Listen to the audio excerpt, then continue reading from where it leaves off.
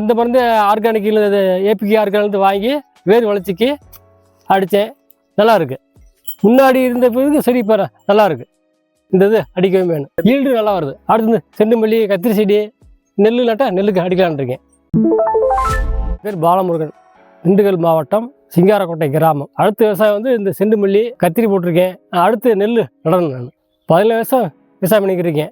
இந்த 2 வருஷம் அந்த மல்லி போட்டிருக்கேன். இப்போ பரவாயில்ல. இந்த மருந்து வந்து நான் ஃபேஸ்புக்கில் பார்த்தேன். ஃபேஸ்புக்கில் பார்த்து ஏபிகே ஆர்கானிக்ஸ்லேருந்து மருந்து போட்டாங்க. அப்புறம் மறுபடியும் அவங்ககிட்ட ஃபோன் பண்ணி இந்த மருந்து கேட்டு நான் வாங்கி அடிச்சிருக்கேன். இந்த மருந்து ஆர்கானிக்கில் ஏபிகே ஆர்கானிக் வாங்கி வேர் வளர்ச்சிக்கு அடித்தேன். நல்லா இருக்குது. இது நல்லா அரும்பு எடுக்க, பூ பெருசாக எடுக்க.